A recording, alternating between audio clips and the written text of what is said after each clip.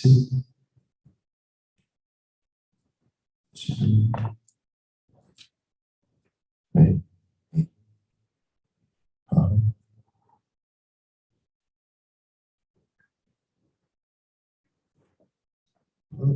2,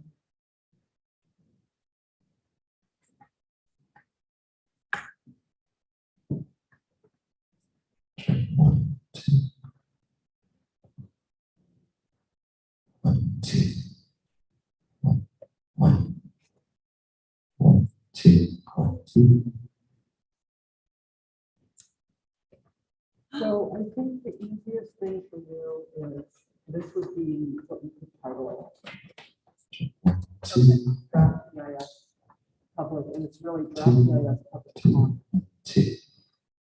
Okay, and then regarding the Army training. Yep, exactly, and it's an EIS, environmental capacity. And we're at the draft. Yeah, and you have my email, so we can coordinate afterwards as you have questions that come up. Great, thank you. 1, 2.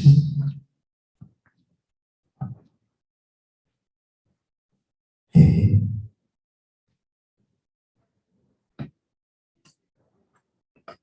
Check 1, 2, 1, 2.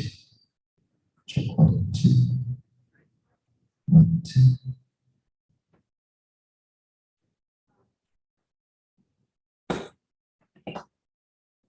Hey. Check 1. Hey. Hey. 2, 2, 2. 1, 2. Check 1, 2.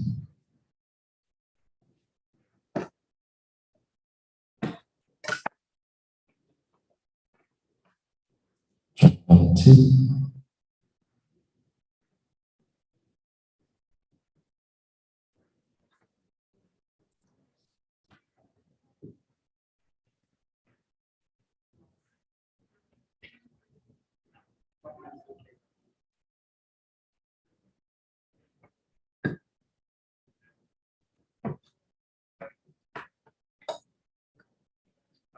Just curious, guys, are you guys able to see how many people are tuned Check in? 1, 2. Yeah, like right now, there's Well- one person. Oh, okay. Yeah, That's so we good. have, You can monitor yeah, that. so we have a voting page up till about 6. Okay. And then, how would you like me to tell you? How many people? I'm not, probably not the one. I was just curious, but I'll probably, let me see if the colonel will want to kind of nail it at some point. Sure. I was just kind of curious. 2 now. Two. 2 people now. So, Yep. it'll be interesting to see how many people actually join. Test. Okay, yeah, I'll ask them. Thank you. Check 1, 2.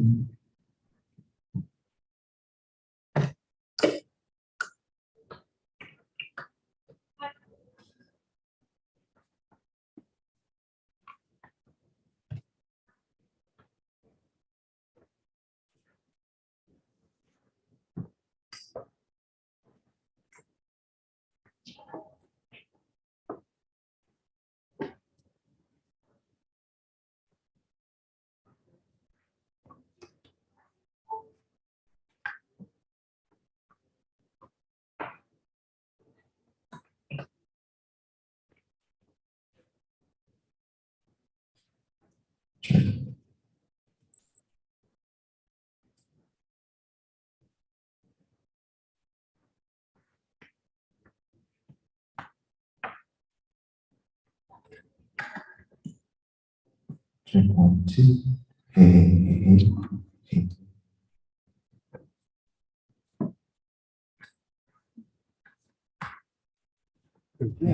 Right?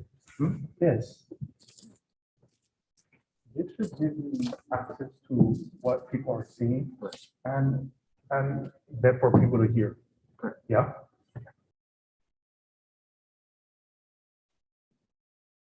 Yeah, so everything that's coming out of the speaker is going from here to there. Correct.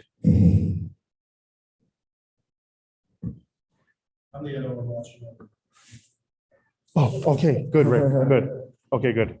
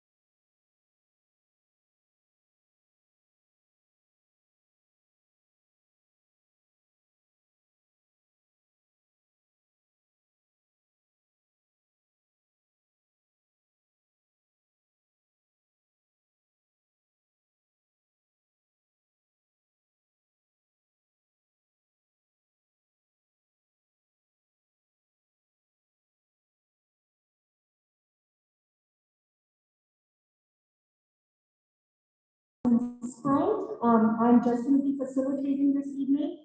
If you have signed up to testify and give oral comments, this is going to be the queue for all. We don't have too many signed up yet, so it was going to be in groups of 20.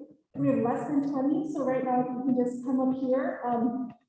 We were also going to use a timer, so we set it to 2 minutes, but considering the number of people we have, we're actually going to go start at 3 minutes and go off my phone and make sure everybody has an opportunity to testify. I think we're all clear. Okay, so we're going to officially start. So when we're going to start. Okay. Aloha, everyone. Good evening. Thanks for joining us here tonight. Really appreciate everyone coming out and joining us. First, mahalo to the Imiloa Center and the staff for hosting us tonight and helping us set up and doing this today. I'm Colonel Dan Missigor. I'm the commander of the U.S. Army Garrison Hawaii. I'm based out of Oahu at Schofield Barracks, Army Airfield. We're responsible for all the Army installations here. Mahalo for coming out. So we're holding this public meeting as part of our environmental impact statement for determining the Army land retention for Pōhakuloa training area. So we previously did a public scoping period, and now we've got a draft environmental impact statement. And we're going through a 60-day comment period here. And we'll host you tonight. We'll do another public meeting tomorrow night, as well as I'll go over other ways people can comment. So the action that we're proposing in this environmental impact statement, so that's governed by the National Environmental Protection Act, as well as the Hawaii Environmental Protection Act. So NEPA and HEPA. So we're following the federal and state process as we do that. So we're looking at the real estate action of retaining land, and we're looking at different options.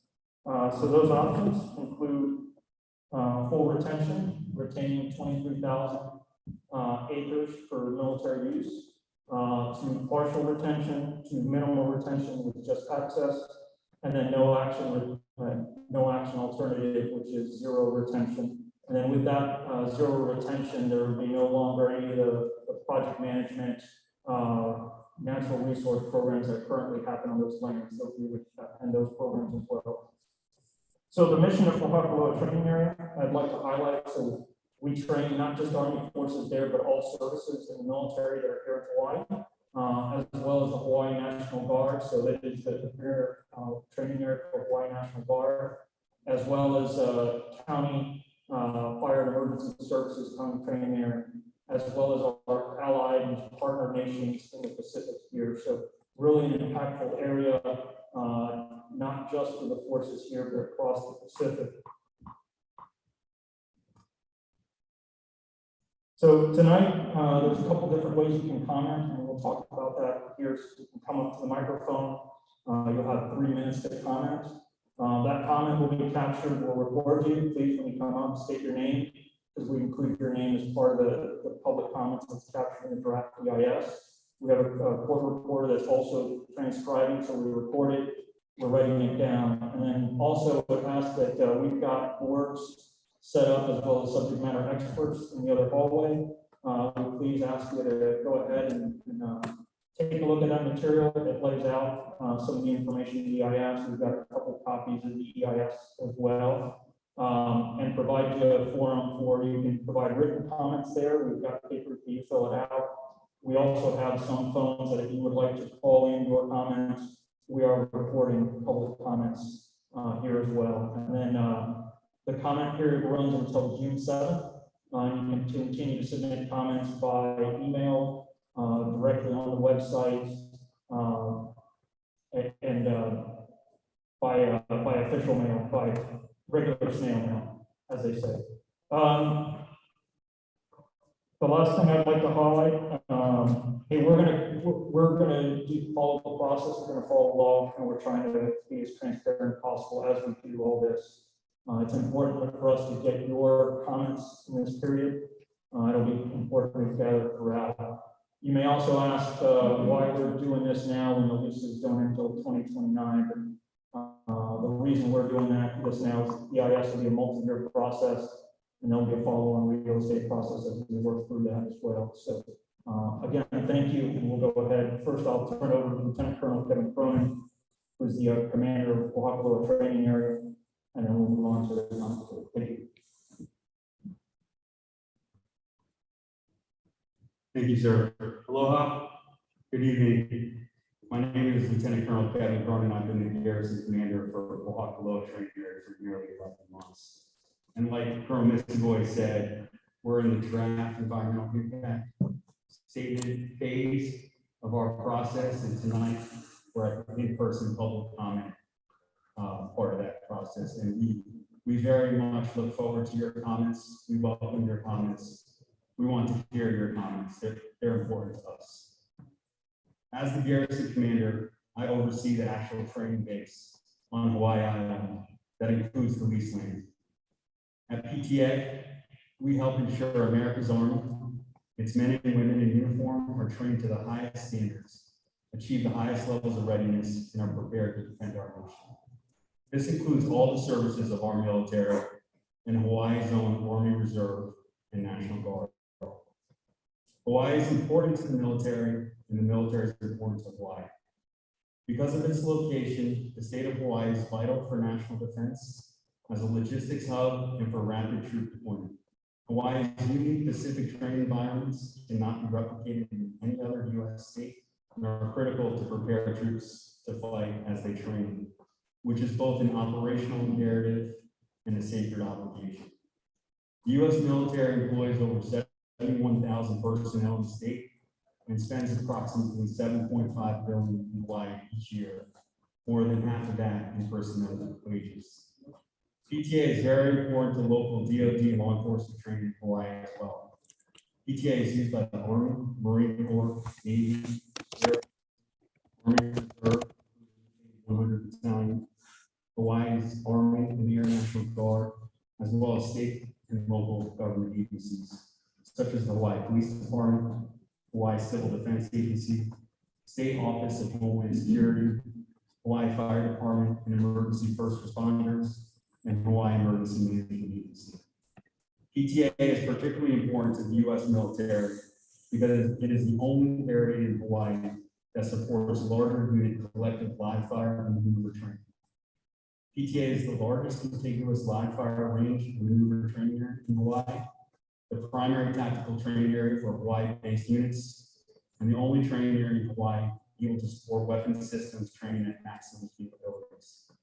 PTA supports joint and multinational exercises to increase that U.S. military and allied nations can effectively work together and increase interoperability. The Army is a steward of PTA resources. The Army's Hawaii Natural Resources staff manages and protects more than 100 threatened and endangered species. The Army's Hawaii Cultural Resources staff manages and protects more than 2,100 archaeological sites and historic structures. The Army of Hawaii has a specialized wildland fire division in support of its natural resources program. It is the only dedicated Army wildland fire crew in the country.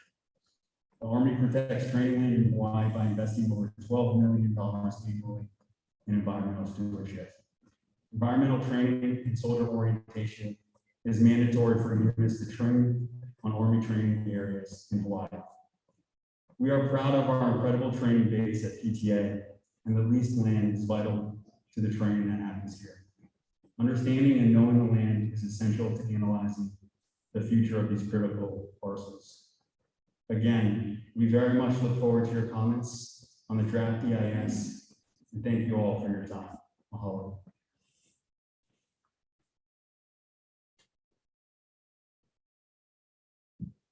Aloha again, everybody. So, as I mentioned, in case you missed it, we had planned for 2 minutes apiece, but because we had less commenters than we anticipated, we're actually going to extend that to 3 minutes. So I'm going to keep track. That clock is not going to go. Once everybody has opportunity to give comment at least once, which is our goal here this evening, if you would like to do another 3-minute comment and there's time, we absolutely welcome you to do so. So all of you should have numbers. You folks have numbers up here? And if we get a big surge, then we might ask you to move out to the commenters, but for now, everybody's might help me, so it's fine. So we're going to start. Is there a 000? Or a 001? Or 000? Or 001? Okay. And then so when you come up, it's a raffle, yeah, like everybody, like, I wish we had prizes. So you're gonna come up, we're gonna wipe, you leave your mask on, please, but we are gonna wipe in between just to keep everybody healthy. Please state your name for our court reporter, then spell your name for her, and then after that, I'll start taking Mahalo.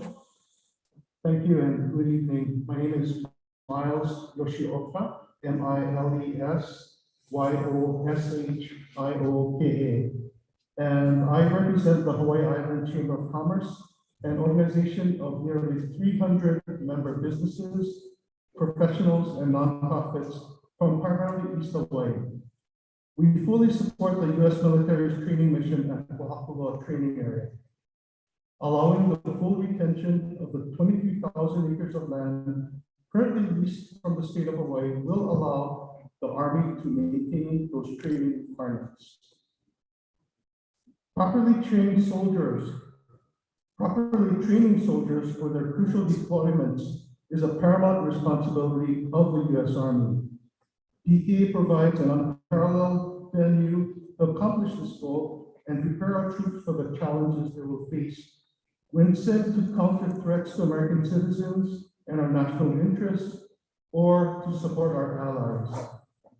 Training saves lives. And we owe it to the 13,000 brave men and women who annually arrive at PTA to receive the instruction and training that they need. Many of our local men and women in uniform, our friends, our neighbors, our family, including those in the Hawaii Army Air National Guard, Hawaii Army National Guard, U.S. Army Reserves, and all other branches of the military train at PTA. State and county of Hawaii first responders, including our firefighters and police, train at PTA facilities and ranges. Additionally, PTA fire and rescue team members are the first responders in the saddle area handling emergencies in the first critical minutes with fire trucks and Black Hawk helicopters at their disposal. This is extremely important to the health and safety of the many drivers, hunters, and visitors in the area. For these and other reasons, the Hawaii Island Chamber of Commerce strongly supports the renewal of the lease for the state land at Pōhakuloa. Thank you very much.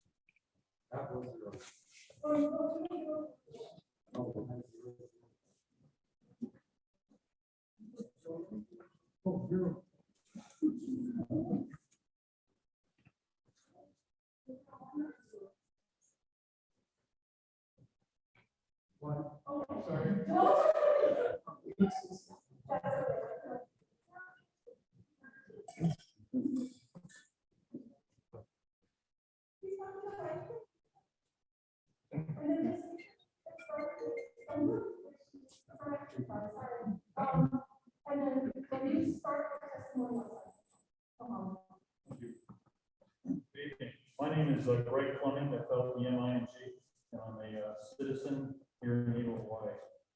I rise in support of course of action number 1, which is full retention of the training lands at PTA. And I do so from a perspective of my service to the Army and knowing full well the importance of PTA to both the Army, the Navy, the Air Force, Special Operations, the National Guard that is trained up at PTA.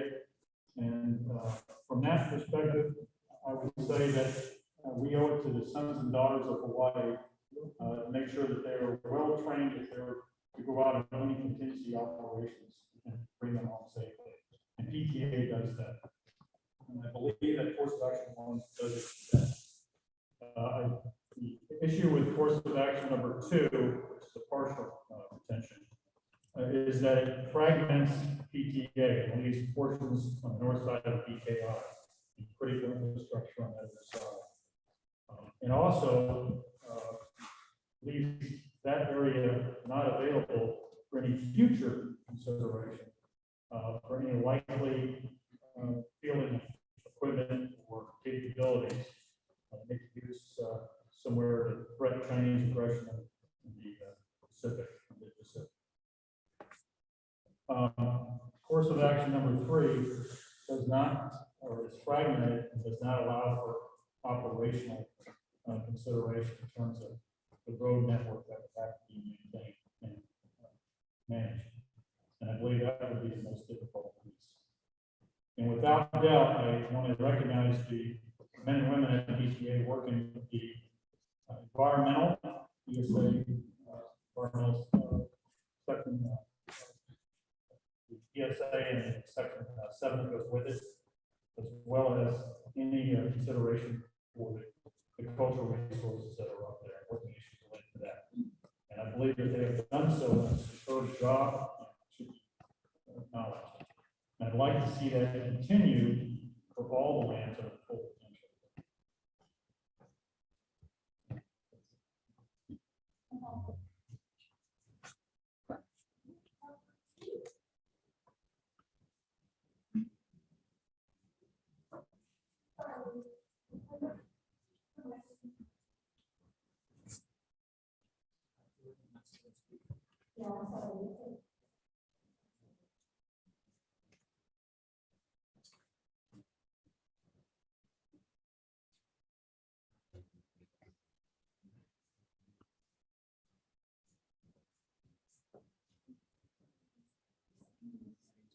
Oh, hold on, sorry, go ahead.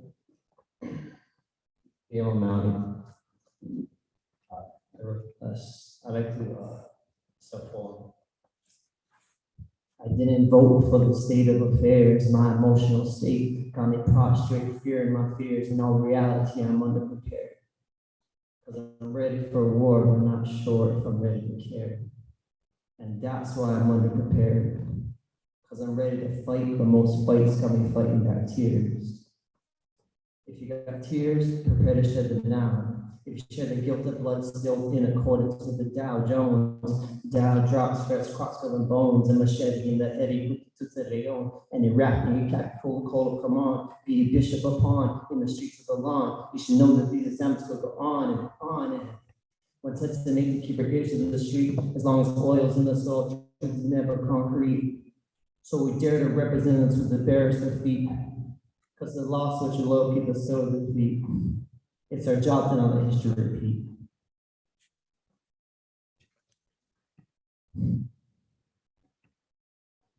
Now here's the plan. The odds and march are always at hand, and when the power comes, strike the poorest of men. If you dare put up a fight, to come and fight for your land, and the call to liberation and salvation, the call to the youth. Your freedom means that free is just loose, but the power of your voice can redirection may shoot. Shift to shape you want to keep your fears in a noose and the dangle, from Vanna Star Spangled.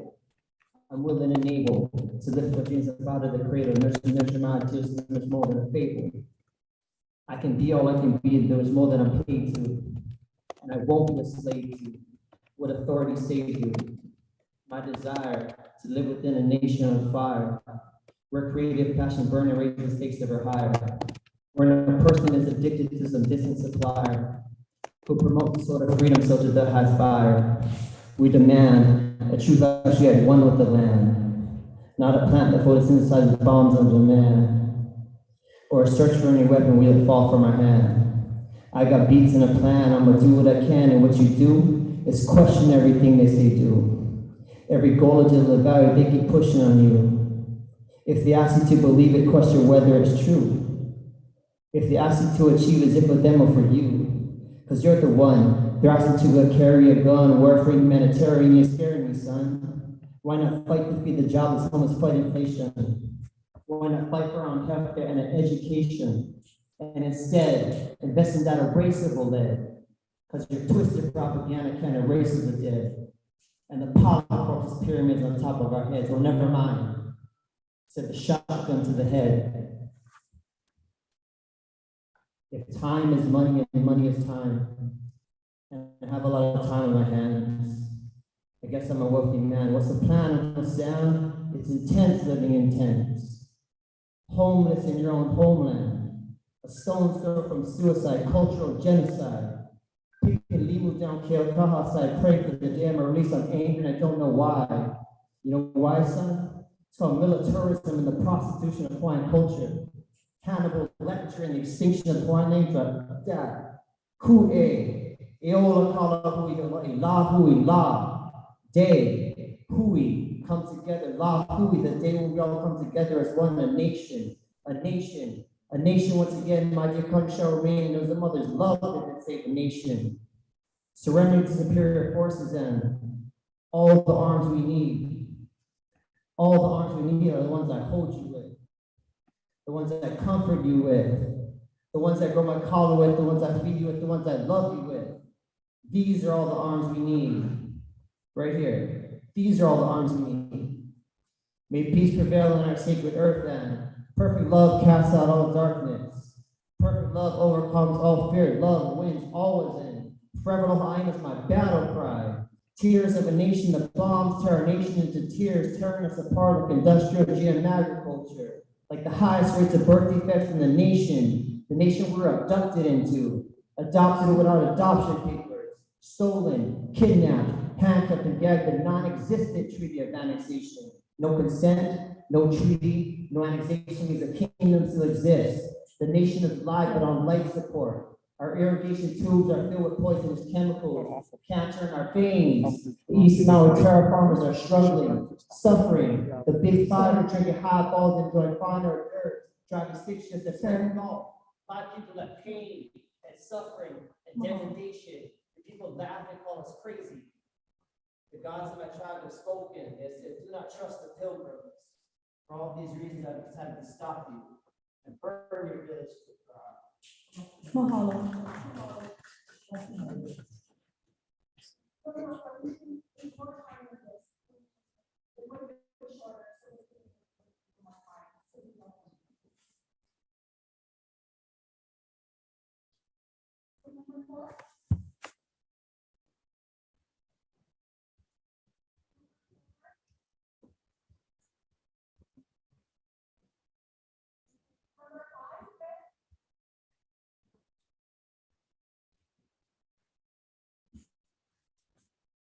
Aloha kako. My name is Jim Albertini, president of a nonprofit organization, Malamaina Center for Nonviolent Education and Action.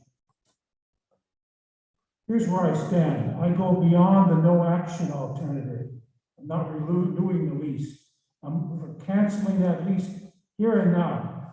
Stop the bombing, comprehensive independent assessment of the military toxic mess at PTA, the entire 133,000 acres, not simply the 23,000. There also needs to be thorough cleanup guaranteed with federal funds and a reserve fund, because there's always more after they clean up the mess. Kaho'olawe and other sites. I brought with me a map of a big island that our organization did more than 20 years ago. It documents 57 military sites on this island, hundreds of thousands of acres, contaminated with toxins. Right? And any of our Army's not alone, maybe in others. But I want to make one thing. The Army has proven to be habitual liars. And I'll give you just one example of this related to PTA. The Army repeatedly lied that it never used depleted uranium weapons at PTA and other Hawaii sites. And then the cat jumped out of the bag. Peace activists on Oahu unearthed legal documents that proved the military lie. DU had been used in training at Schofield, at PTA, likely at Makua Valley, possibly Kaho'olawe and other sites. The lies about DU are just one of many. I'm going to cite just one example. In the 1960s, at the same time, the Army got the lease at Pōhakuloa. The Army got another lease from the state land in the Waikea Forest, the watershed of Hilo. He told the state they wanted to do weather testing. The Army was lying. They secretly tested some of the most toxic chemical and biological weapons in the U.S. arsenal in the Hilo watershed, including sarin nerve gas. 1/50th of the drop kills you. And the Army repeatedly denied that it did that. And then Patsy Mink, the congresswoman from Hawaii, disclosed the facts. The Army still tried to dodge it. When she disclosed it, the mayor of Hawaii Island at the time, Shinichi Kimura, he said, cancel the lease. They lied to us.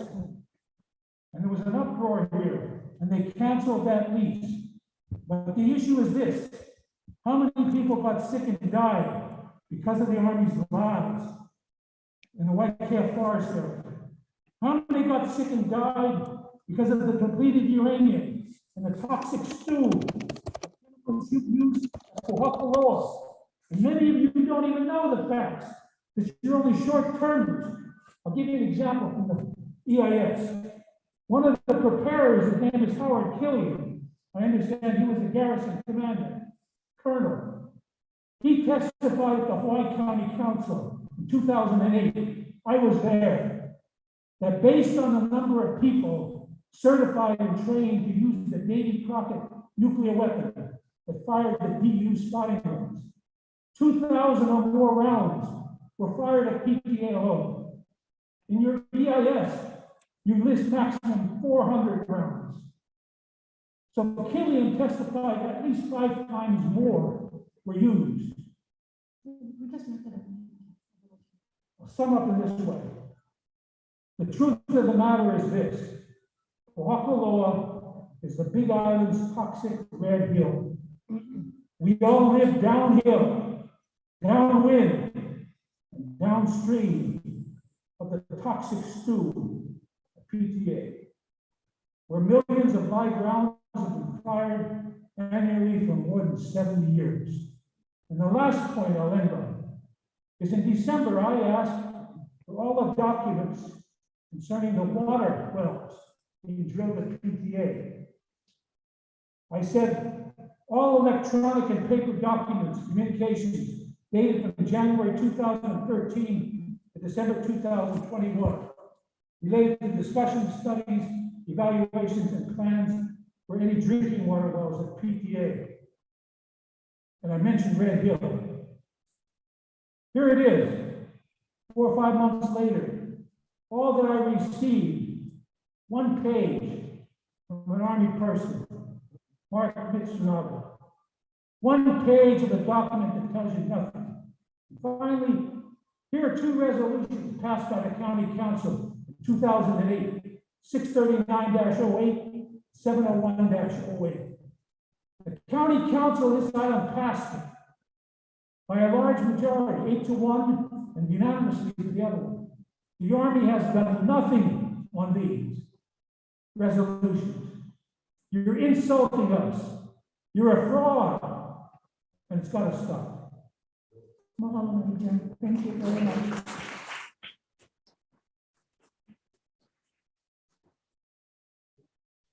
Number 6, please.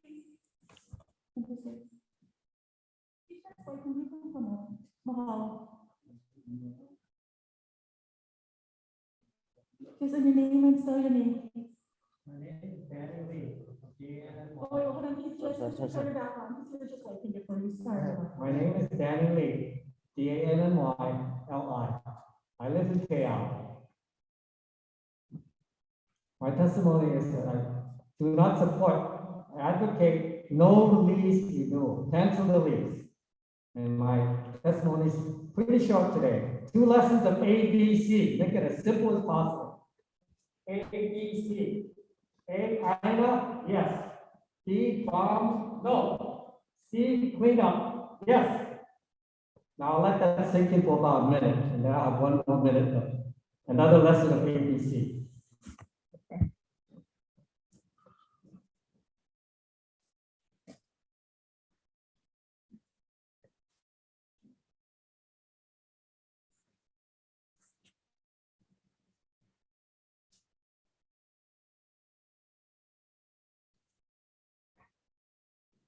Okay, my second lesson is also ABC.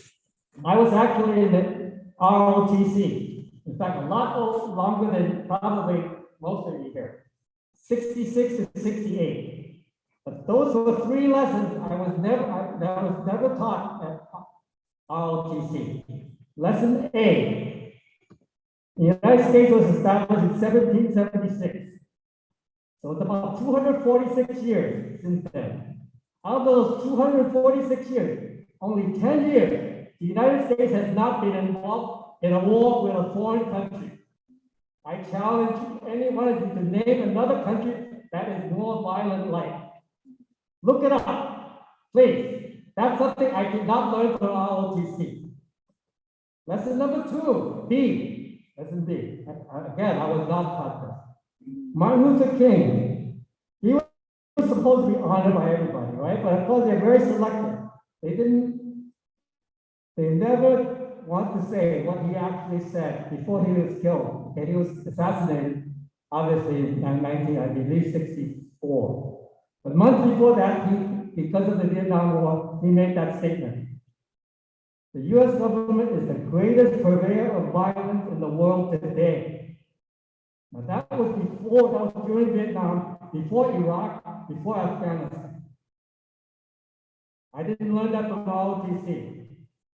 Lesson 3, C. Again, I didn't learn from ROTC. In 1893, the US military helped overthrow an independent government right here in Hawaii. Okay, and now you ask the people of Hawaii to renew the lease so that you can train to do the same kind of regime change all over the world? No. Cancel the lease.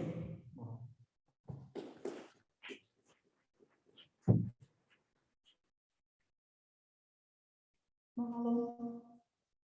Uncle Hank, number 7.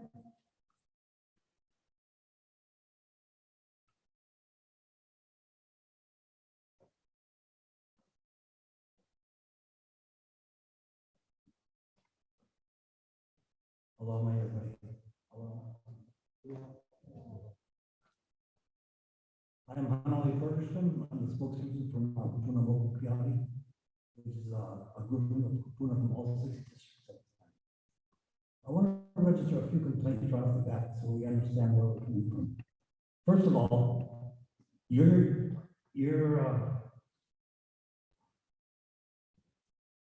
documentation and your call up for comments are only here. Why?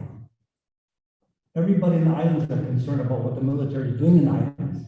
Why are we second? Like, we don't know what's going on in Kauai and the radars.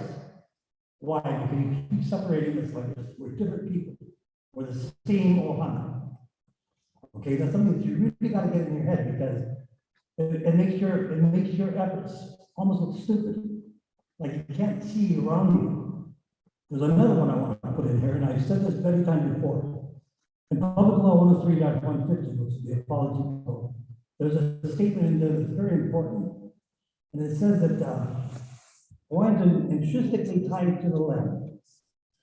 Being intrinsically tied to the land, you might as well call us the Aina.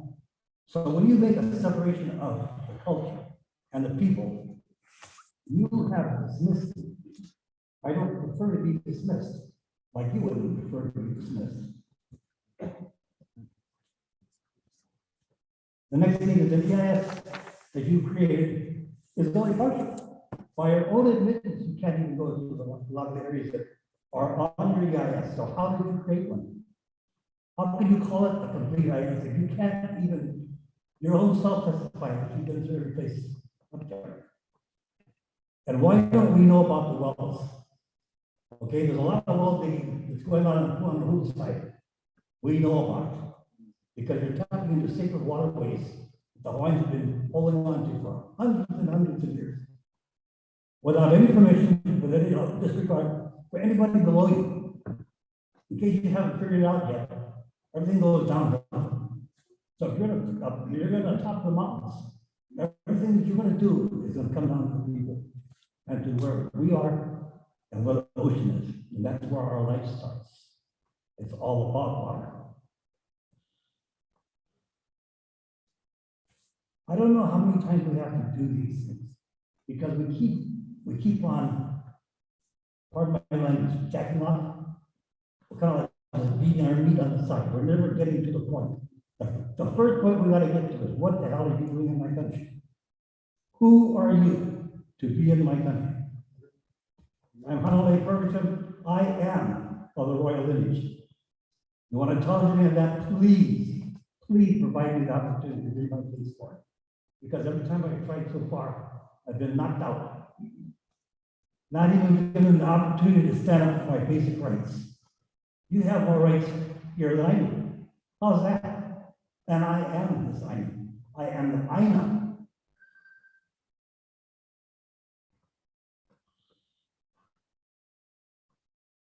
These things are really hard because you give us 3 minutes to come up with a couple hundred years of stuff. Right? A little silly, huh? I think it's silly too. And I think you think it's silly too. Because you with a 3-minute talk, I mean, who's going to retain what? And when are the minutes of these meetings coming out? 5 or 6 months down the line? When everybody's completely forgotten what we talked about? This is how you keep getting away with stuff. But you have to understand that we know who you are. You know who you are. And I'm telling you, you are all complicit to this whole scheme that's going on here. We would like you to be better. We're offering you a chance to be better. Recognize that you're a kingdom of boy. The United States has no lawful authority to assert their jurisdiction in our kingdom at all. Anybody want to challenge me on that? Please do. Please do. Because I'll challenge anybody. And I hate to take it to a front line, but it looks like a good again. So know that when we meet again, if it's going to be a frontline action, it's going to be an international affair. Because you are in my kingdom. We are a recognized independent nation state, same as the United States. No greater and no less than. Thank you very much.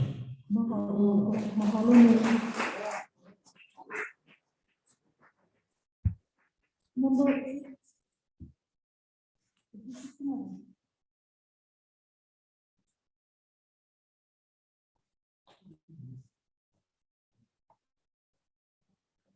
Oh, yes, Aloha, everyone. Cory Harden, CORY and HARDEN. The military needs to seriously consider moving training from Pōhakuloa to a less sensitive area. Pōhakuloa holds 50 at-risk species, and it has tremendous cultural significance. The military already operates on thousands of acres of land and hundreds of square miles of ocean and airspace around Hawaii. And regardless, they have plans to greatly expand Pōhakuloa and other operations.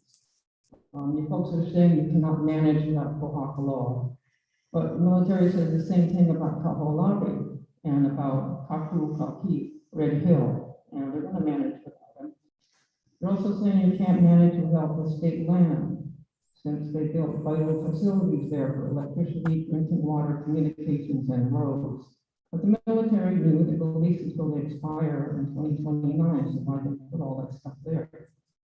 The military has not lived up to its lease obligations on the state land.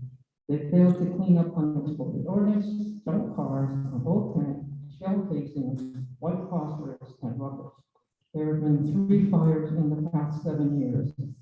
Only about half of the needed archaeological surveys have been done. No surveys have been done for 9 years. And they claim they have not found even one traditional cultural property at Pōhakuloa. They say this with a straight face. The military has been negligent elsewhere. Pōhakuloa unexploded ordnance has not been cleared for decades. Kaho'olawe, 1 out of every 4 surface areas, has not been cleared for unexploded ordnance. Kapu, the military claims the water is now safe, but people returning to their homes have reported problems. The depleted uranium hazard at Pōhakuloa is not well addressed. I followed it closely for, I think, 8 years, reviewing things, conference calls, including a hearing with the Nuclear Regulatory Commission, talking to experts. It's not well addressed. The military complains Congress does not get the money for cleanup or protection of environmental and cultural resources. But do they lobby as hard for that as they do for their new land and new weapons? Congress and many business people see the military as good for the economy. But the water contamination, kaku means Oahu may have to ration water, and some new construction may need to be put on hold. And the cost of eventual cleanup from the bases, from all the military process and unexploded ordnance, if the base ever closes, is just astronomical.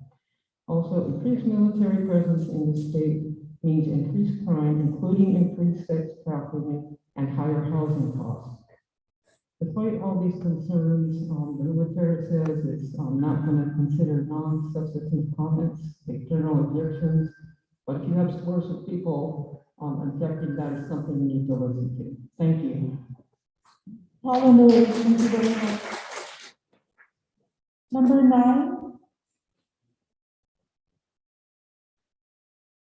Comment to number 9.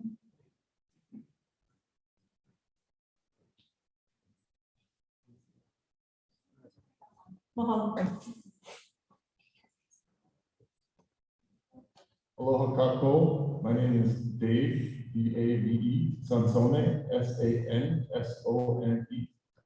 And yeah, I just want to say thank you for hosting this. It's been a while since we've had any public comment hearings.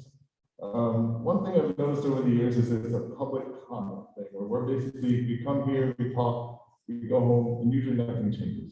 I'm guessing about 5% of the time I've gone to a public comment hearing, something good happens. But the military, never.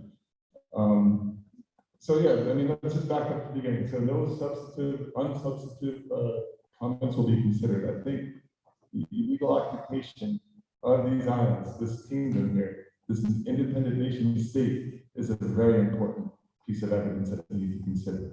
Because if you go along with the status quo and do understand, including the people at DLNR, who are basically part of the facade of, you know, the big state that we have here, you're all potentially taking on war crimes. And who would we be leasing at this 23,000 acres out to for another $1 for what, 65 more years or so? What kind of legacy have they had? Well, let's see, Pōhakuloa, an entire sacred island bombed, but with unexploded ordinances. Red Hill. Pollution everywhere. The world's largest polluter, US military. Largest climate criminal, US military. Largest human rights abuser, US military. And it's puppet governments that we have right now. And also, we're threatened by nuclear weapons. You know, we had that false missile alert. People were hiding their kids in sewers because they were afraid for their lives. And the US military's presence here puts this independent, neutral country at risk. And this is not to disrespect anybody in the military. I have relatives in the military, and this is about standing up for what's right and being brave and having courage and doing what's right. So I say no, let's not train more people to go and repress other people's rights. We have almost 50 million people in famine in Afghanistan and Yemen alone. Think about the countless others. 100,000 kids dead in Iraq because they bombed their water systems. So I understand why people join the military for economic reasons and family reasons, but you need to wake up, open your mind, open your eyes, and get your shit together, because we got to take a stand. We need more people. We only have a few people here. They're the same old as every time. So thank you for your time. Thank you.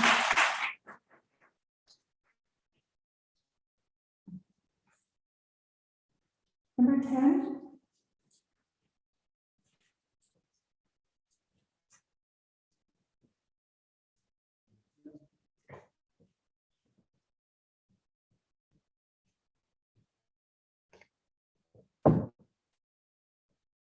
Hello, everybody.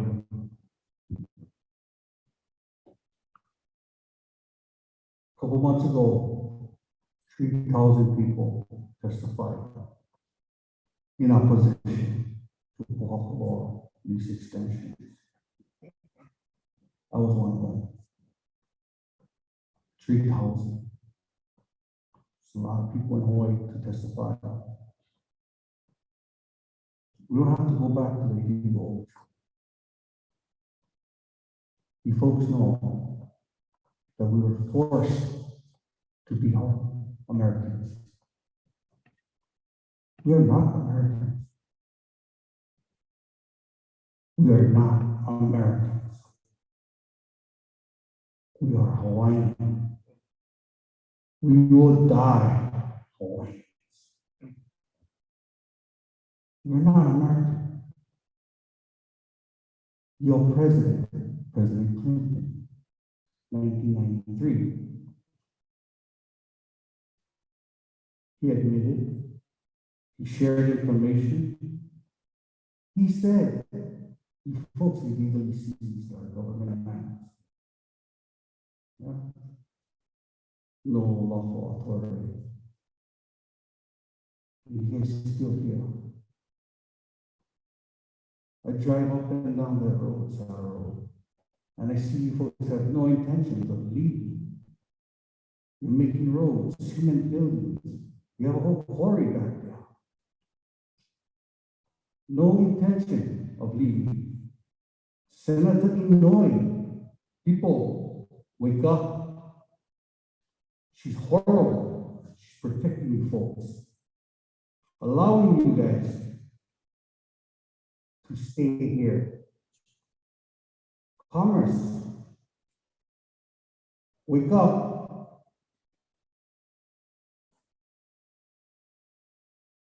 No lease extension. Not on Pōhakuloa. We get Hawaiians waiting for land. Yeah? BLNR, lease extension. Why? For more.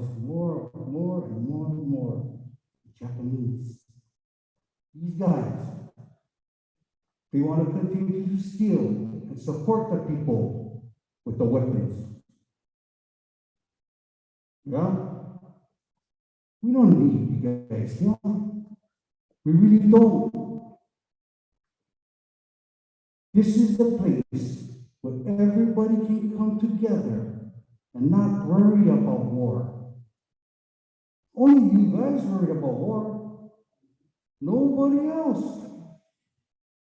We worried about our land, but you guys desecrated, dropping bombs. Why? Well, America dropped bombs. Train up there in all different kinds, landscapes, weather. Why here? Because the Hawaiians? Huh? Because you guys already raped the Hawaiians for everything that they got? Shame on you guys. That's not right. You guys are adults, but what's right is right. What's wrong is wrong. You guys know that. Common sense. Have respect for the people that's been here for thousands of years. If you guys wasn't in that close, you guys come. We accept you guys in our homes. We take care of you guys. You guys are our kuleana. We will feed you folks. We will take care of you folks. Stop killing our lands. We need that. Our water, don't touch it. Stop drinking. That's important. Mahalo. Mahalo, mahalo nui.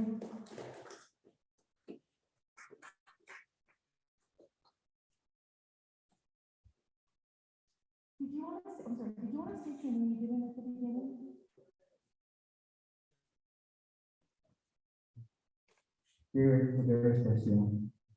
Mahalo. And you were number 10, right? Okay. Number 11, please, mahalo again. Give me a second.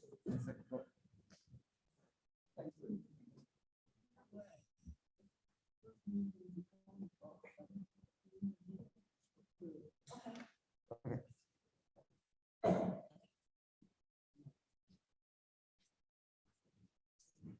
On behalf of the beneficiary trust council and the heirs of Moko Keawe and the family members that can't make it here. So I'm going to give you guys this invitation. So back in 2020, you guys already have found that the EIS and the Army has breached this contract to the Malama Nations. You guys obviously put in Malama. And so we see this history of repeating, repeated, I guess you can call it this desecration. Because when you look at Pōhakuloa and what you guys have done with depleted uranium, you guys have failed to clean up Pōhakuloa with the unexploded ordnance. You guys have even done so many things through Red Hill, and it's the same chambers of Hawaii that vouches for the people who pollute our water and poison our people. And so you guys is first person to speak. Those are the people that we want to expose first. Is you guys there of defense? When you guys send these bodies of organizations forward to speak on behalf. I'm surprised like Heli is not here, or the Illinois, or all the people that pump you guys up, all the people that say you guys rah, say you guys in, tell you guys how good you guys are. Mitch Roth, nobody's here. I see nobody here. And that's what shocks me. You guys are gonna come here after you guys do to Pōhakuloa. You guys set them up, don't clean it up. You guys have them reorganize themselves. You guys are these cultural monitors for Pōhakuloa. Where are they?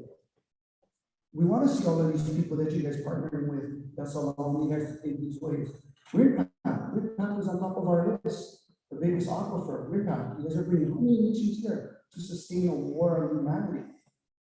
That's not what we do over here. We're not here to pillage other nations. We're not here for drugs and oils and all those other good stuff that America loves. We don't want to be a part of that war. And the least that you guys want, that you guys want to extend, no, we're taking no action. You guys should not be taking no state-owned stolen lands that belong to the heirs. And you guys are not going to have any no more renewal on any of the Red Hill, Makua Valley, or any other further Army training facilities that you guys think you guys need for war against humanity. And so with that being said, we would like you guys to cancel the leases, whatever you guys got thinking of going on. We don't want no more depleted agreement. We don't want no more different organizations coming up here and speaking on behalf of the heirs. If you guys want to talk to the heirs, I think you guys should have another forum, because if you guys are going to try and drown us out with nonprofits, with all these university aspects, I think that's what we want. We want respect, and we want the right people at the table to express the legal occupation that was been plaguing us. So no further leases, extension on Pōhakuloa or any other lands on Kingdom of Hawaii.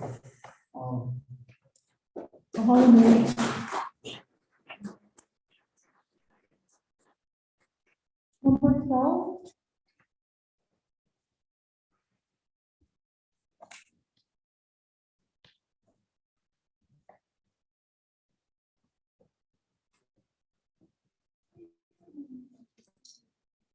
I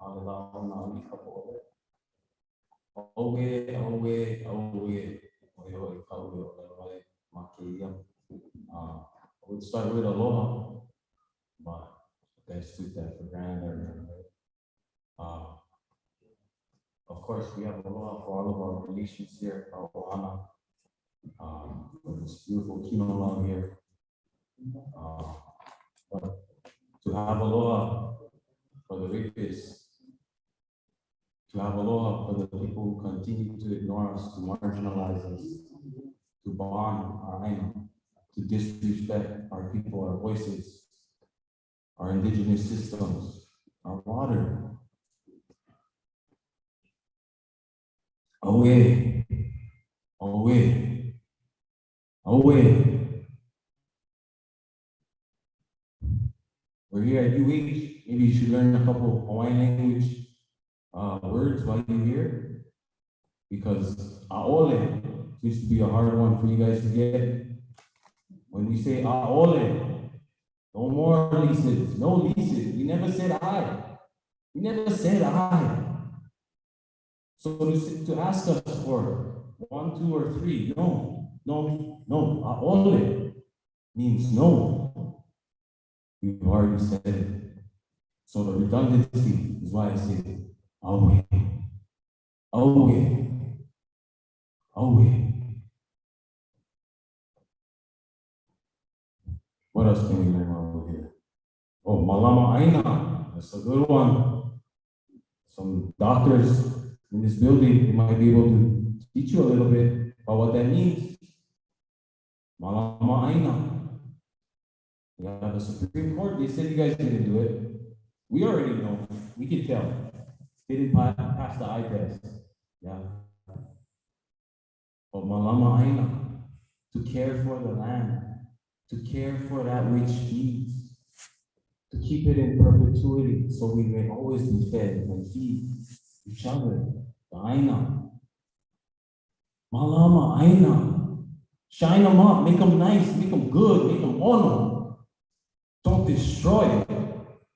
Don't sabotage it. Don't corrupt it. Don't take it for granted. That's not malama. Shine them up, make them nice, take care. Make them ono. Malama aina. That's what we need. Yeah, that's supposed to be your kuleana. Supposedly. We know that's not your kuleana either. We have Hawaiian Kingdom, crown and government heirs of this aina. Still yet, you never kill them all off. We're still here. Portions of us still breathing, right? Kuleana. Take care of the aina. We can all do that. No matter what uniform we're wearing, no matter what t-shirt we're trying to save. But that's not what we're here to discuss, right? Business as usual. That's pretty much what's on the agenda. So we do not consent. Aole,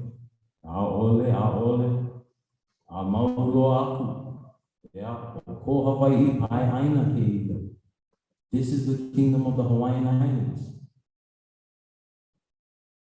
Worn out your welcome a little bit with the bombs and with the ignorance and with the compromising of critical natural resources. You know, all the human rights violations. You know, all the crimes against the environment. Really, because we share. We share. But, you know, malama aina. So, before we leave, we gotta all learn maybe how to put this in a sentence. Aole mako, I malama aina. That's something you guys should learn how to say. Because all these other words in here don't really mean nothing. It just means you're gonna continue to rape, to pillage, to sabotage, to destroy, to smoke screen, to propagandize.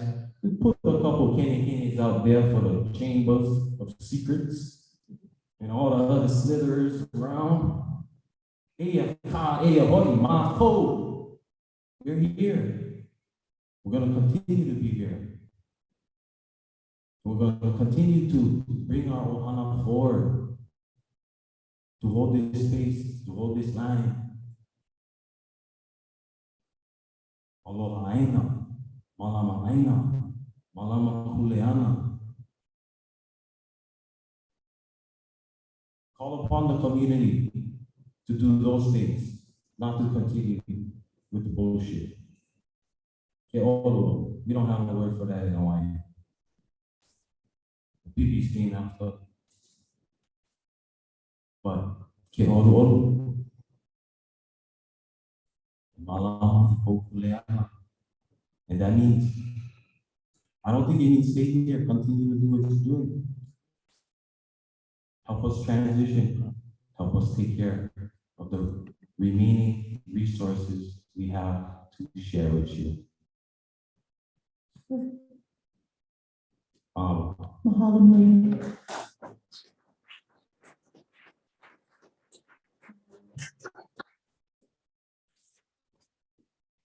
Number 13.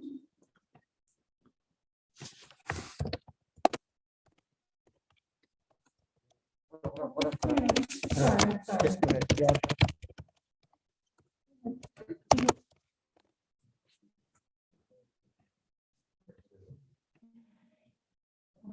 Hello, my name is Jeff Shaw, DEOFF, And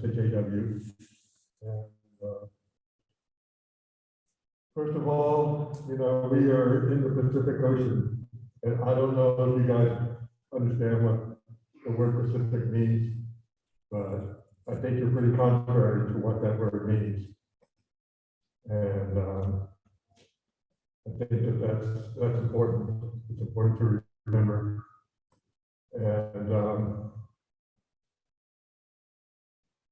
as far as this EIS goes, this draft EIS, I think you could just throw it away and start over again, because it just doesn't really cover what needs to be covered. It just covers whatever is convenient to you to make your case, but it doesn't cover what all these other people are talking about, and all that is important to understand. And until you do that, I mean, to try to create an example, does it go into what having these military facilities here in Hawaii, the danger that it creates in a nuclear world? Does it go into that? I didn't see that. I haven't read the whole thing, so maybe it does go into that. But that's a very important consideration, because I don't think that Hawaii would be a target if there wasn't all this military stuff going on. And but unfortunately it is, and we have to consider that. And also another thing, to get specific, that I think should be pointed out, the lands aren't owned, they were seized. And we've been in meetings where the military seems to kind of be proud that they seized those lands, and that they're seized lands. They say it over and over again. And since that's the reality that they're given, they should own it. They're seized lands. They're not owned. If I go take somebody's car, I don't own it. I seized it, and that's what you guys did.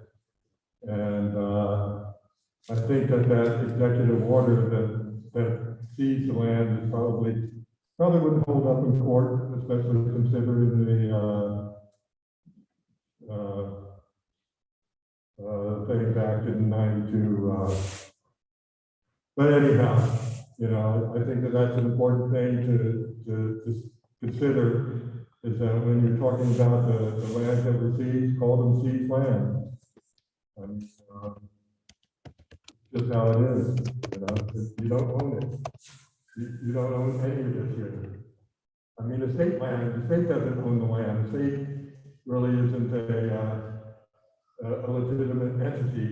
And I mean, unfortunately, that makes Hawaii a very dysfunctional place. And it would be better if they actually dealt with all that. But it's our reality. That's what we have.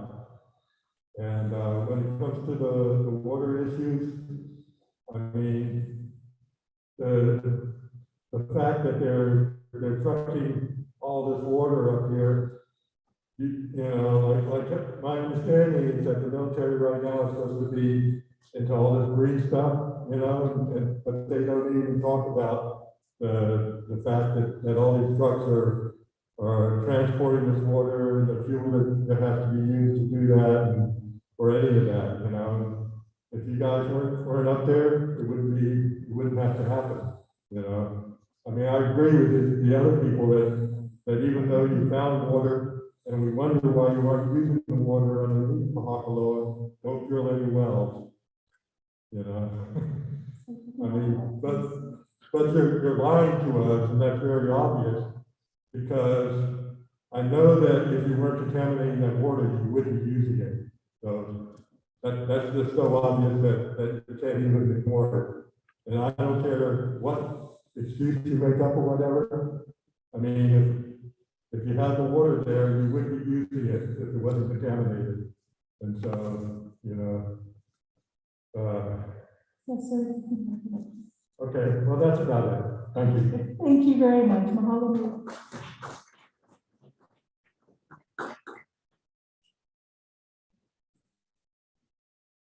Okay, number 14, please.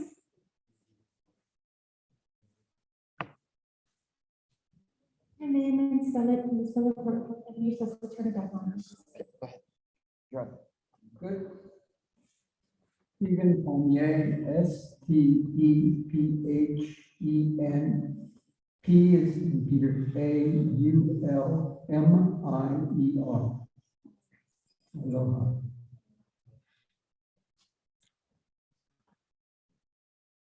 Environmental impact statement, draft environmental. The word that comes to me is disingenuous.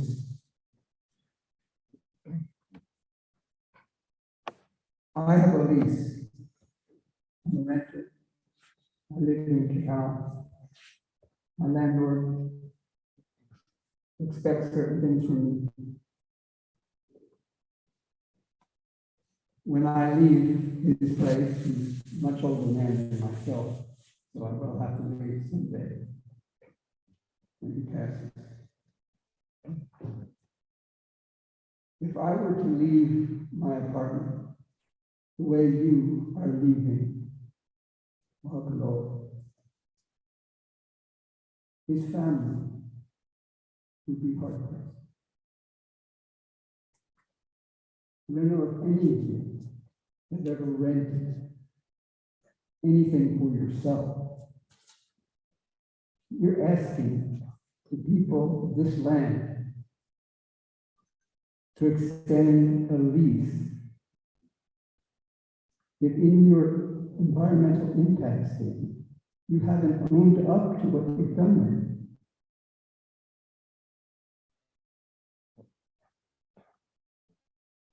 There's no plan for cleaning it up. There's been no effort to guarantee a cleanup. When I attended the Nuclear Regulatory Commission hearings about the BU, I made the analogy between the drunk asking a judge to give him his driver's license on the condition that he would be allowed to keep drinking while driving. And that's basically what you asked us. He said, you didn't say you lied, although you did, about the DU. But he said, let us have it anyway. Shame. Shame. And now you expect us to accept that impact statement that doesn't include any honesty at all. No admission of what you've done, no humility at all. And yet we're supposed to consider this something legit. It's disingenuous. Aloha has something to do with respect. Respect for yourself.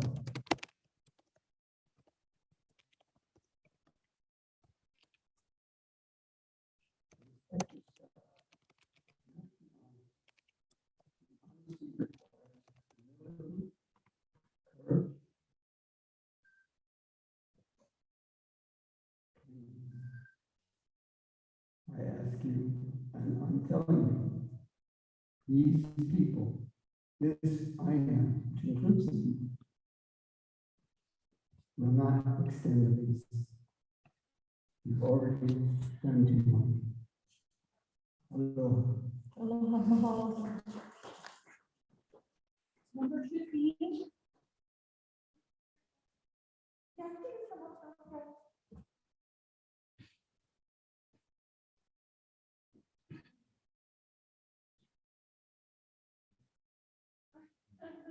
And then just state your name. Wait, wait. Okay, go ahead.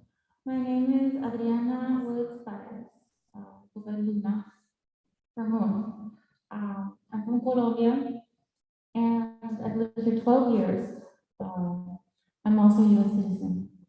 I have blood on my hands. Literally? No, I pay taxes.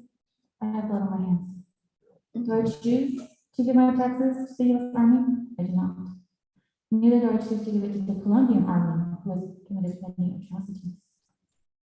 I have been to 34 countries, and I chose to come to this country, the Hawaiian Kingdom. Mahalo nui loa, aloha kākou. We have Aina, my husband and my house, the dream, 3 acres, we grow kalo, banana, pineapple. I work at Pōhakuloa Elementary School. I'm a yoga instructor. I am a performer, and I performed at the Hilo Palace Theater and inspired children to be dancers and acrobats. I've helped elderly people here to be flexible and become their breath. I have picked up hitchhikers. I have been a hitchhiker before we had money here. We work hard. My husband is a carpenter. He builds homes for local people, not just tourists. I have earned it. It was not easy to move here. Even though I'm a US citizen and I speak English, it was not easy. What have you done besides pollute? What have you done? Thank you for being here and listening. He's on his phone the whole time, this gentleman. Yes, you've been on your phone the whole time. Okay, oh, I'm sorry. But I just feel like, are you really listening? And if you are, like the other man said, like, what's really going on? I mean, I don't need to tell you what's going on this island. I've been here 12 years. And just like the mainland, and worse on the mainland. There's so much gun violence, like 15 shootings on the mainland. Mainland, why do we call it the mainland? Like this is a little finger. This is its own entity. I'm rambling. Okay, I'm doing research for a book, okay? And in my book, it's a novel. I've been looking up Pōhakuloa. And one thing it says is if the depleted uranium gets to reach a very high temperature, it can aerosolize the depleted uranium. Like, okay, I don't know if those light rounds we're using now are going to create that high temperature, maybe they're not that hot. But do you know what will cause a really high temperature? Do you know what you're on? Do you know? Have you seen the heart, the pu'ulai of this island and of all the islands? Really, the lava. You don't think that lava is going to come and what's it going to do? It's going to obliterate your camp, whatever you got going on. I mean, you could totally change that. There's many kinds of uranium, you know that. I had to look it up, okay? It's not just uranium, there are many kinds, and they can change depending on if they get oxidized or not. They lose an atom, they gain an atom, blah, blah, blah. So anyway, all I want to say is, I see Pōhakuloa as like a system of trails, like in the Alps. I've been to the Alps in Europe, and they have these trails where tourists can walk, stay at a cabin, get some really good local food, and then keep walking a bicycle to the next cabin. And there could be hunting and tourism that's healthy, not just people driving around, going to resorts, and leading unhealthy lives and just getting drunk and being tourists. And that's the other side of this issue is tourism. You know, my mom lived on Maui for 20 years. And I couldn't even be there without trespassing on somebody's resort. I couldn't even go park anywhere without trespassing because tourists are there and they have priority over residents who are just Pōhakuloa school teachers and yoga teachers and carpenters and farmers and whatever you all do that's honest. I don't understand. But I just thought I would do my 2 cents. Because why not? Yeah, so Kapu, I think there's a sign I saw somewhere on your land, well, not your land, on the land that you're leasing for $1, which is some sort of sick joke. But the sign says Kapu, like Kapu. The sign says, the military sign says Kapu, but the military sign is using an Olelo word, which means sacred, and it means holy, and it means no trespassing. That is so good. That's really weird. You're using the word Kapu. It's like the only word you know is no trespassing. I would love to see Pōhakuloa turn into a system of hiking trails like in the Alps. That's my dream. I'm setting that intention. Mahalo. Mahalo nui. If everyone doesn't mind, we need to take a quick break to just our court reporter who's just needs to, is that okay with you? Okay, so if we can just, 5 minutes, if we can just take a 5-minute break, just so she can have a quick break, and then we'll come back, and we'll be on 16. We'll go through the last numbers, and then we'll call up anybody who didn't sign up to testify. Mahalo.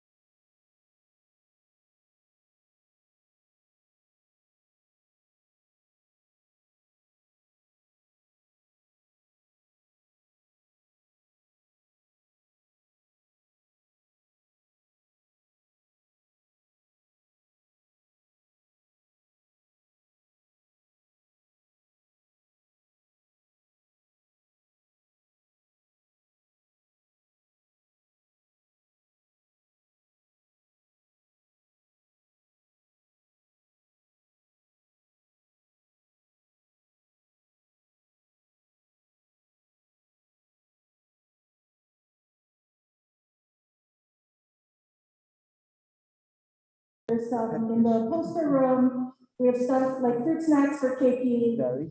You was running around, now? she has coloring. I you have Keiki did with pick it up a you. little bit. Yeah, So we what were we'll just, I do think it's. is we have 4 more people signed up. Then we'll go through if anybody hasn't spoken yet. And then if there's still time, we will allow people to speak again. So we'll just see how far we get. So mahalo again, everybody. Yeah, being here. for sure. And then we have that, please take your time away from that. For sure. Okay, so we can have number 16 up, please.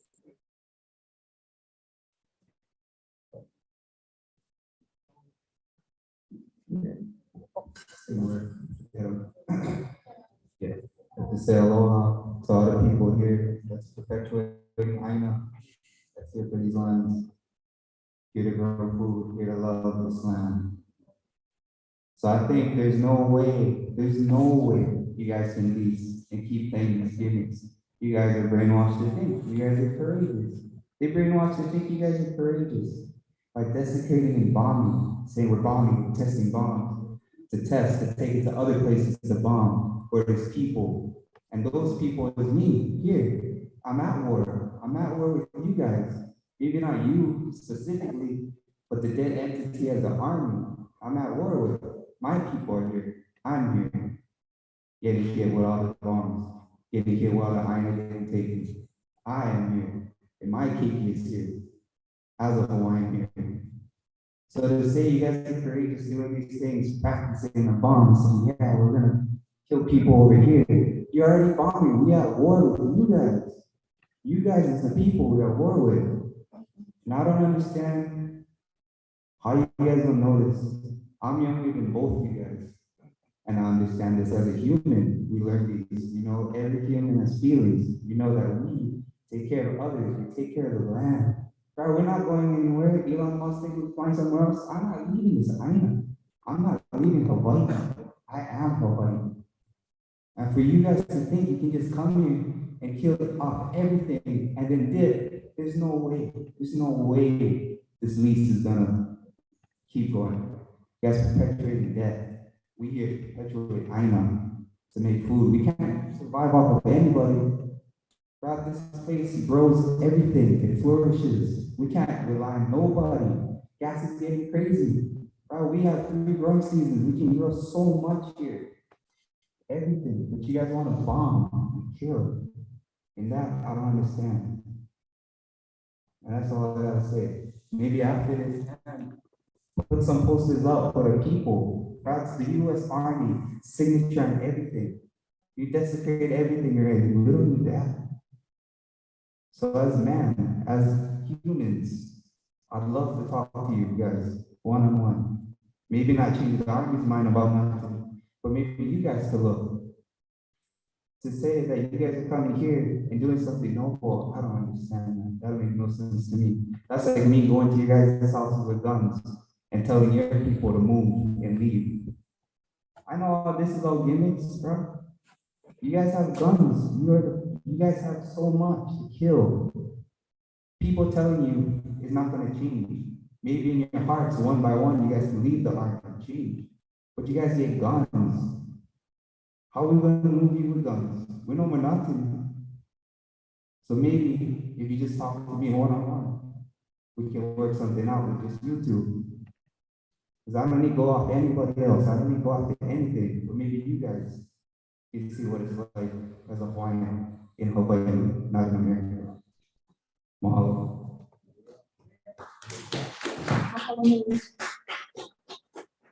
Number 17.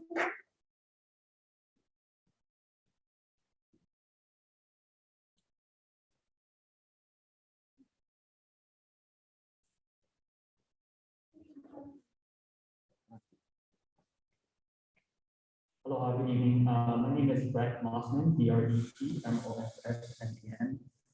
And I just want to give a couple comments on the finding of no biological significance at PTA. So, for instance, in the duration that PTA has had management over the land that we have governed, 6 species of endemic birds have been extirpated from the area. And if you don't know, Hawaii is the extinction capital of the world for birds. We've lost over 77 species. And so it's very alarming to me that there's finding of no biological significance because in the duration that you folks have had management, 6 species have disappeared, as I said. And so what the issue is that it may not have been a direct action, a direct result of your actions in the reserve, but it is a direct result of your inaction. So here in Hawaii, species require dedicated conservation work, and if you don't do it, they will disappear. And that's still currently happening with an endangered species that is still found in the area, the Bamboo storm petrel or ake. It's the last endangered species that is found in ETA, and it's one of only 3 remaining bird species, endemic bird species that can still be found in the area. So I think my major concern is that you folks are not adequately addressing the biological resources in the area.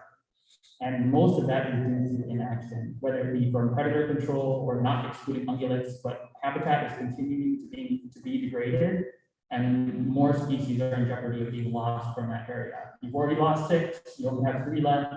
You guys really need to step up in what you're doing with your management there. On Oahu, the Oahu Army Natural Air Reserves, they have some of the largest populations of native birds left on Oahu. Meanwhile, you folks continue to lose them. So Alala, Ua'u, Nene, I'i'i have all been lost from these lands. So that's something that I'm very deeply concerned about, and something that you folks need to do a much better job of addressing if this lease is going to continue.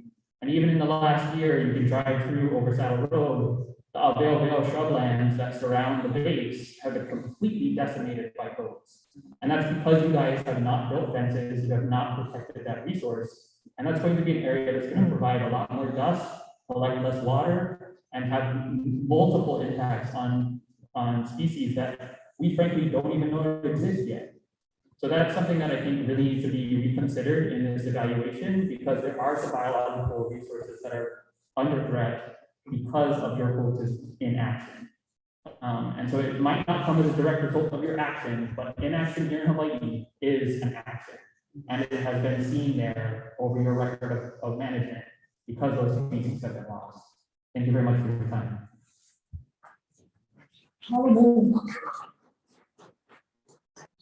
So number 18, please.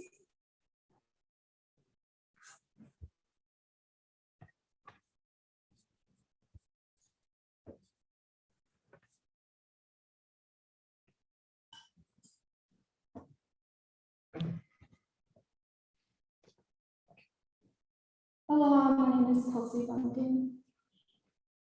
And I'm not here representing a business or an industry or a corporation. And I'm not just speaking as a Hawaiian or a Native person because I have all blood mixed in me. I just want to be speaking as a young woman. And what I've been learning as a young woman is my potential to give life to this planet and how deeply tied I am to this earth and this land. Because how deeply tied I am to creating life on this planet. I'm speaking as a young woman who's concerned about the state of war. The state of war in Hawaii, the injustice, the illegal occupation, because the state of war is a state of mind. The state of war is a state of mind. The state of war is a state of mind. It's a feeling of fear and anxiety in your body. It's a feeling of toxins inside. And I've learned as a woman that to give our future and our children better life, that I have to have a particular state of mind and to clean my body as much as I can of the toxins. If I'm in a state of war and I'm upset and stressed, my child feels that and I give birth to that life on this planet. But if I'm able to retain a state of peace in my body and my heart and my mind, I'm giving birth to that. I'm giving birth to better life. As a young woman and human of this planet, I care about creating a healthier life for all of us, healthier land, and healthier state of mind, which is so much more deeply tied together than just seeing the land as resources. No, the land is my skin. I feel the toxins in the fire alarms in Pōhakuloa. I can feel the bombs like a cigarette burned into my own skin. I feel the land because I, as a woman, am giving birth to new life constantly. And that potential for life that we all know exists beyond the barriers of our own skin. This life is inside of me as much as it is outside of me. And that state of mind is how we feel the land. You don't need to just ask us, you need to ask the land. Ask how the land feels. Ask what it asks of you and listen, because the world speaks. Because the world has an electromagnetic energy field, just like we have an electromagnetic energy field, which indicates to us that it is alive. It is pulsing out vibrations for us to listen. And I want to make it clear that I'm not speaking to anyone as an enemy, because I do not have a state of mind for a state of war. I speak to everyone here as brothers and sisters, and as brothers and sisters, I love you. And I believe when we love someone, we want to teach them. We do not just abandon them or scold them or exclude them from our society or our lives. We choose to show up and show and teach, try to walk with each other. And when we're able to accept that love that is given to us, when you accept that love that is given to you, you join the group, you join the people, the community. And when you do that, you learn that you become also one with the land and the waters, and very much as part of you as your brothers and sisters. And Pōhakuloa should be seen as such, seen more than just a resource. Pōhakuloa is not a resource. It is land and it needs to heal. The military should not continue the lease, and additionally, if you continue the illegal act of the U.S. military occupying these islands. Mahalo, thank you. Number 19. 19? Okay. Oh, sorry, no, 13, 18? No, 19, yeah, so 19.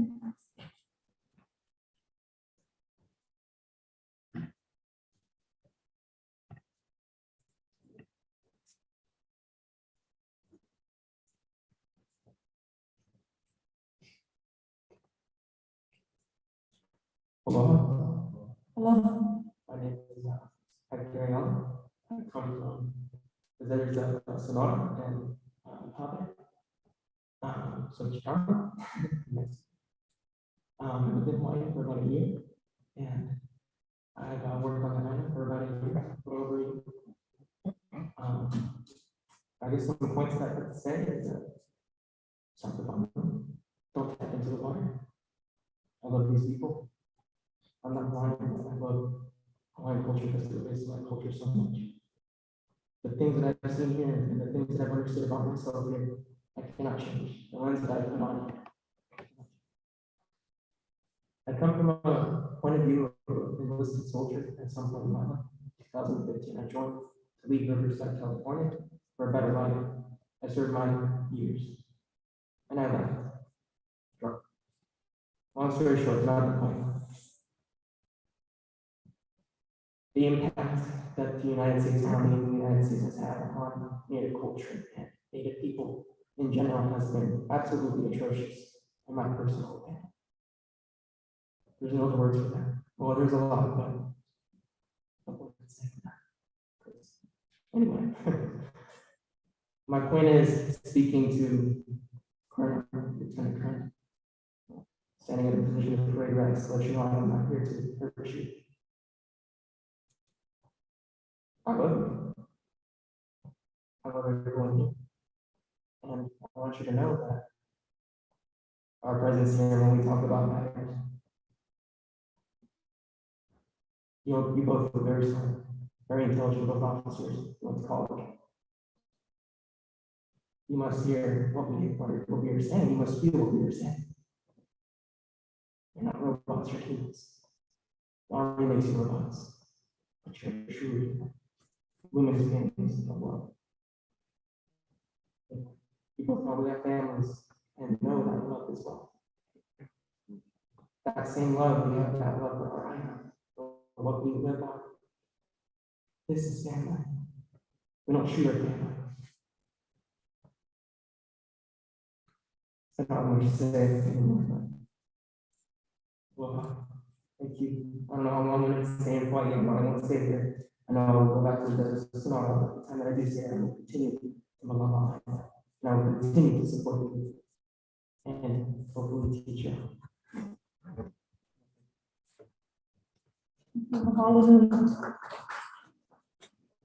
I don't believe we have a number 20, but if we do, somebody please let me know. Okay, anyone who has not, didn't take a number, would still like to testify? Would you, yes, please, sir, come.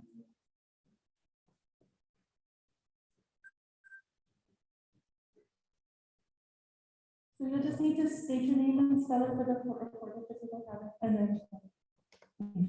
Hi, my name is Ben Patrice. I'm a private citizen. Last name is T-A-T-R-I-C. I don't represent nobody. I'm here basically express my opinion and try to educate Lieutenant Colonel on what everybody's trying to explain to him. I wanted Pōhakuloa. I think there's nobody that loves Pōhakuloa more than I do.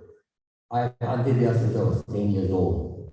Pōhakuloa back then, you drive along by the state park, you look to the left, you cannot see the old saddle road below. The trees are so thick, you had mamani trees, pumpkin grass, everything was alive in there.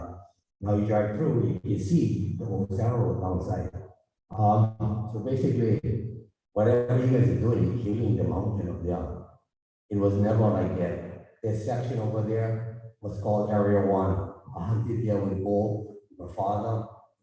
But I never did hunt in that area. It was so thick, you wouldn't be able to see the sheep to shoot the arrows through to hit that animal. It was so thick. Now you look at that area, it's like a desert. Something's killing it. If you drive up Saddle Road, it doesn't take a rocket scientist to figure out. Look on the left into Pōhakuloa, everything is dead. Look on the right towards Mauna Kea, it's alive.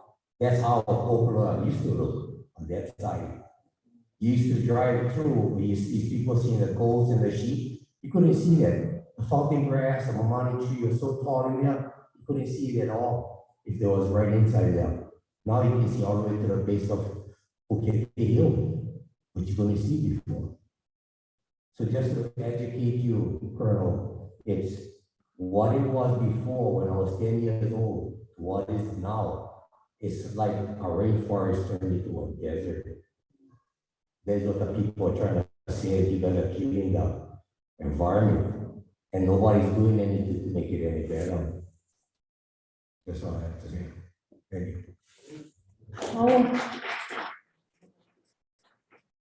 Anyone else who didn't sign up to speak that would like to speak? Yes, please come up. And then just please state your name and so for the clerk.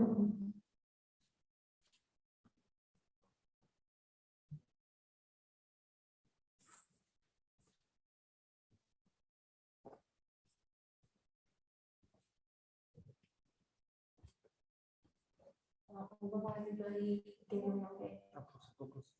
My name is Tristan Weil, and that's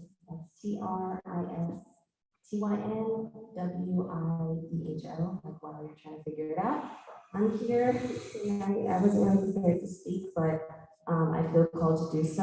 I really want to mahalo all the kupuna in the room who've come before me and shared their thoughts and opinions. I really appreciate you folks. Sorry, I'm a little bit nervous, but I just wanted to start by saying that at the beginning of this talk, you folks mentioned that Hawaii needs the Army and the Army needs Hawaii, and I don't believe that that's true. I heard what you followed it up with, and it mostly sounded to me like reasons why the military needs Hawaii, not really the other way around. I don't see there being a reciprocal relationship in place. I wanted to mention that we can hold multiple realities in our minds at the same time. We can understand, as Brada said earlier, why people join the military for economic reasons. I know I'd be making a lot more right now as a college graduate if I was in the military, but that's not what my heart has called me to do. I do appreciate the formality of this meeting. I mean, it's just that though. It is a formality, and I think, as other people have said, we don't necessarily feel that things that we say are actually taken into consideration when decisions are made, especially when it comes to the military and INA.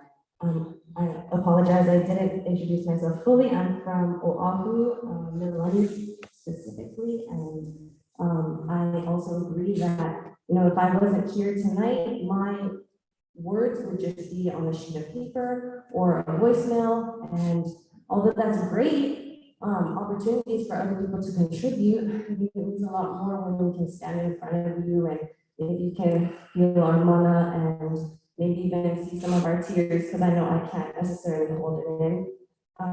As a first generation in Hawaii, I feel like my duty is to support Kanaka and perpetuate their voices, because my family is not from this place, and I am also a product of a diaspora. You know, you can see my hair, obviously I'm part African, and you know, I don't have those connections to my homeland and my family, and that is a direct impact of colonization, which we all know is carried out predominantly in a lot of cases through the military.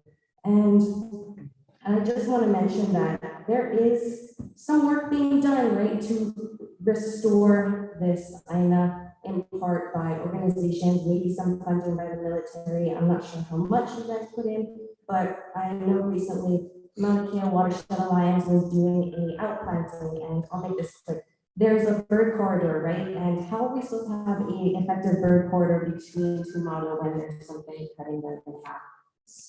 So I just, again, appreciate everyone else, again, who came before me, and, you know, and yes, restoration is going to be undermined by continued desecration. So, mahalo. Mahalo, thank you very much. But anyone else who has not yet testified who would like to do so? Oh, please. Again, just have you registered, please state your name and spell it for a quick reporter and in 3 minutes. Mahalo.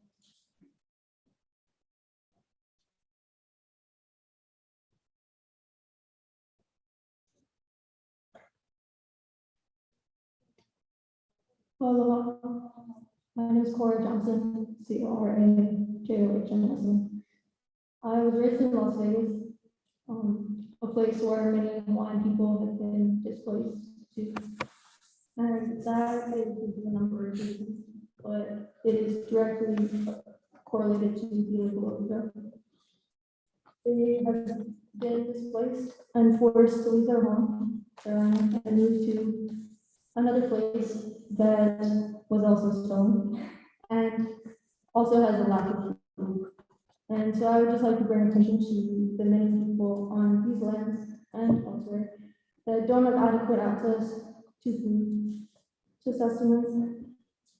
Even in a place like this, that food can be grown abundantly all year long, everybody could be fed easily.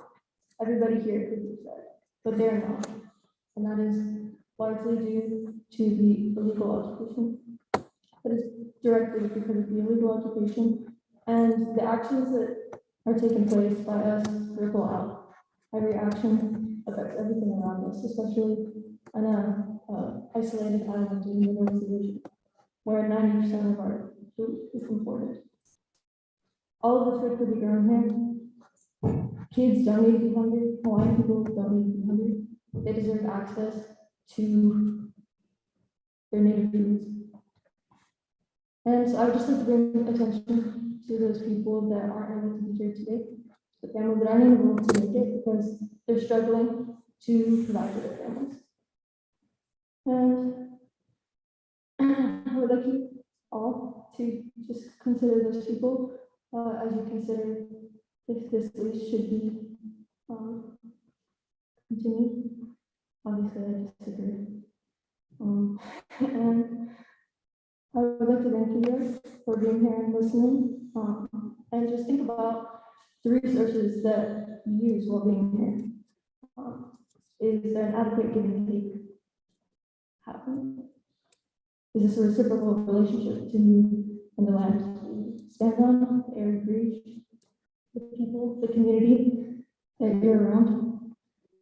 I think all of us need to consider these things while we're in these lands and while we're making decisions regarding this land and all of the people and life, all the animals that exist here.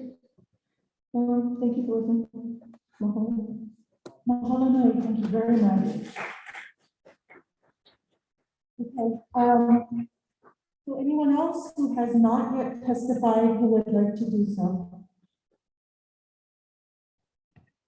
Okay, we have time for about 2 people if they want to go again. Jim, Uncle Hank, come please. Okay. And then Jim, and then Uncle Hank, and so that's about all the time I have. Just maybe your name just one more time. I think she has it. Jim Albertini. I mentioned earlier about Howard Killian, the colonel who testified at the county council that the depleted uranium used at Pōhakuloa was 5 times more than what's stated in the EIS, 400 rounds to 2,000 or more. He also stated that depleted uranium was not prohibited from use in training until 1996. Now, it was used as a spotting round by the Davy Crockett in the 1960s that we know of. So that's 30 years when it was not prohibited from use in training. And what does that tell you? If it was not prohibited from use in training, is it likely used? My hunch is that there's a hell of a lot more depleted uranium up there than what the military wants us to think. And this depleted uranium, it has a half-life of 4.5 billion years. Billion. And when it's hit with high explosive, it turns into depleted uranium oxide particles. It can be carried long distances in the wind. It can be easily inhaled. And when you inhale it, it gets into the lymph system, goes to various organs, it can cause cancer. Now, the person the Hawaii County Council said the military should work with is Dr. Lauren Pang, MD, 24 years Army Medical Corps, World Health Organization. You've ignored him. He's an expert on depleted uranium. And the 8 action points of that 639-08. The first one was stop all live fire until there's a complete independent assessment of the DU present and it's cleaned up. There were 7 other actions in that thing. The only councilman that voted against that in 2008 was Pete Hoffman from Waikoloa, retired Army intelligence colonel, a very decent man. But I remember talking to him and said, Pete, why did you vote against this resolution when the 8 other council members voted for it? He said, well, the military has a mission.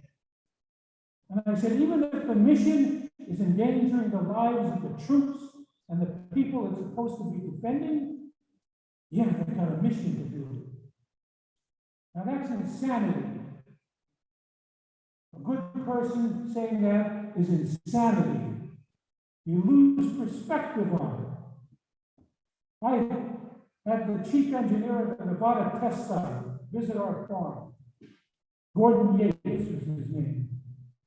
And he was in charge of setting up 20 to 30,000 tons of dynamite to simulate a nuclear blast. And they would do a couple of those and then they would do a nuke to compare it. And he said, the physicists were always pressuring him in the military. Hurry up, hurry up. And he was saying, look, I have to be careful. And he was talking about the lives of the workers. But the military said, oh yes, be careful. We wouldn't want to have to abort the experiment. And that's more insanity. So you've got to get a perspective on this from our citizens here, how we view you folks and your mission up there. We're a military sacrifice zone. Depleted uranium is only one of many toxins, the toxic stew that you put on this side. We don't appreciate it. Mahalo, nui. Mahalo. Okay, let's go last. So we're going to go and then we'll close us out. Is that okay, Uncle? Okay. So, sir, if you wanted to go, and then I'll Uncle Hank go last.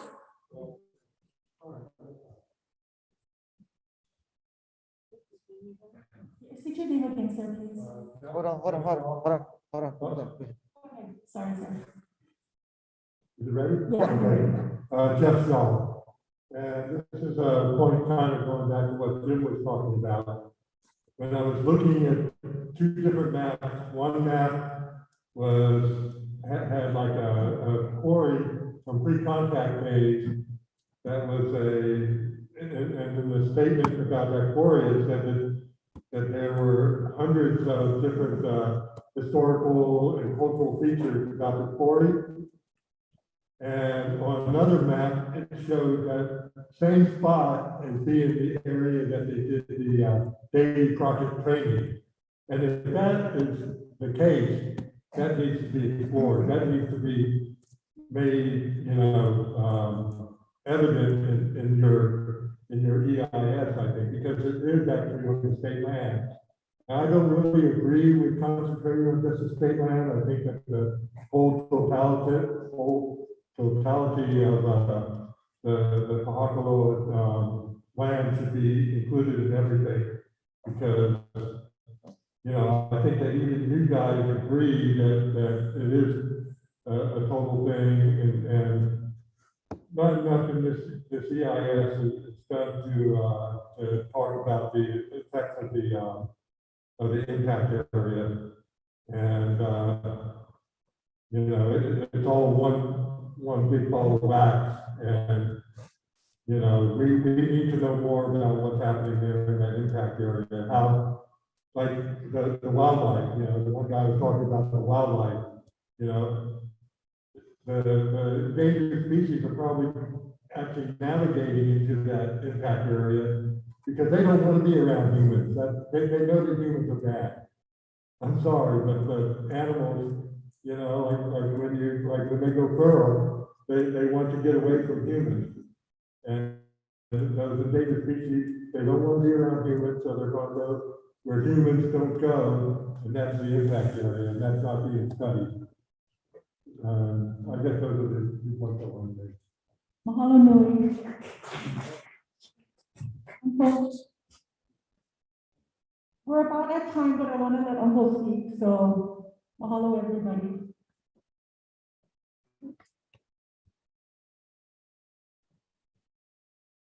Uncle, if you can just state your name one more time, please. Hello, I'm Harley Ferguson. I want to cap this off with just a simple understanding of law. Okay. It is not a secret, it is not my opinion, that this is an illegal occupation by the United States military.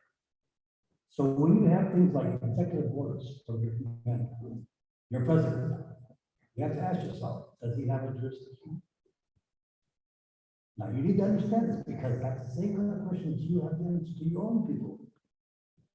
What jurisdiction do you have? Your whole base is based on an executive order by the governor. Does he have any jurisdiction here? No. We gotta stop playing these stupid games of who's right and who's wrong. Let's just look at history. Very clarified there. What are we gonna do about it? That's the point that needs to be made. Because I can tell you, I have a dream that's so big, that includes all of you guys, and I have to do it more. Thank you. Thank you, everybody. That's a.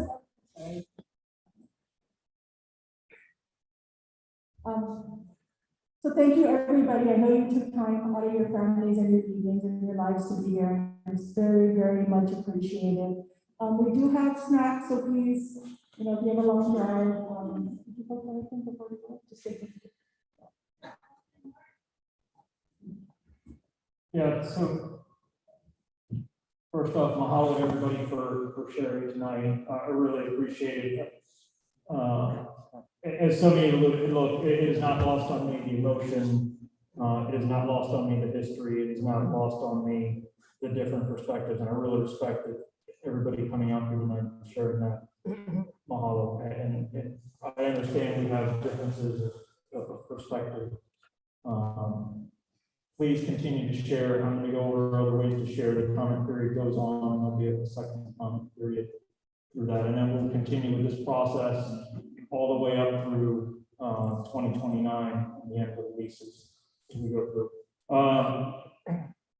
If you didn't have a chance, please go through, take a look at the poster board we have. Also, you'll see QR codes where you can see other ways to comment on the EIS. That includes by phone 808-470-8884. That's open tonight and tomorrow night. By email, atlr-pta-eis@g70.design. You can send us a letter by mail, PTA, ATLR, EIS comments, PO Box 3444, Honolulu, Hawaii, 96801.